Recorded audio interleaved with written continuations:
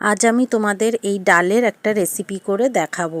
আমি ডালটাকে ভালো করে ধুয়ে পরিষ্কার করে ভিজিয়ে 2 ঘন্টা ভিজিয়ে রেখে দিয়েছিলাম। এরপর এই ডালটাকে আমি মিক্সিং জারের মধ্যে নিয়ে নিচ্ছি পেস্ট করার জন্য। তোমরা চাইলে শিলনোড়াতেও পেস্ট করে নিতে পারো। তো দেখো আমার পেস্ট করা হয়ে গেছে। এবার এই ডালটা ছিল হচ্ছে আমার ছোলার ডাল। এবার এই ডালের মধ্যে কিছু ইনগ্রিডিয়েন্টস দিয়ে দিচ্ছি: ধনেপাতা কুচি, গাজর কুচি, আর আদা কুচি, কাঁচা লঙ্কা কুচি, আর দিচ্ছি কুচানো ফুলকপি। ফুলকপিটা আমি একটু ভাপিয়ে নিয়েছিলাম। এবার এর মধ্যে দিয়ে দেবো পরিমাণ মতো নুন আর হলুদ গুঁড়ো দিয়ে ভালো করে আমি এটা মাখিয়ে নেব। এটা খেতে খুব সুন্দর হয়। এটা গরম ভাতের সাথেও খাওয়া যায়, আবার যদি প্লেন কোনো পাতলা ডাল করা হয় তার সাথেও এটা পকোড়া হিসাবে খাওয়া যায়, আবার স্ন্যাক্স হিসাবেও খাওয়া যায়।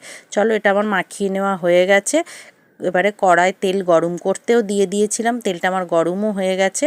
এবার এগুলো একটা একটা করে নিয়ে বড়ার শেপ দিয়ে আমি তেলের মধ্যে দিয়ে দেবো। তোমরা তোমাদের পছন্দ মতো শেপ দিতে পারো, যে যেমন খুশি শেপ দিতে পারো। এটা স্ন্যাক্স হিসাবেও কিন্তু খাওয়া যায়, আর খুব টেস্টিও হয়, আর হেলদি খাবার এটা। চলো, আমার এগুলো এক পিঠ করে ভাজা হয়ে গেছে।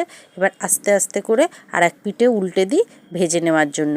আর এই সময় গ্যাসের ফ্লেমটাকে একদম লো টু মিডিয়ামে রাখতে হবে, না হলে এক পিঠ বেশি পুড়ে যাবে আর ভেতরটা কাঁচা থেকে যাবে।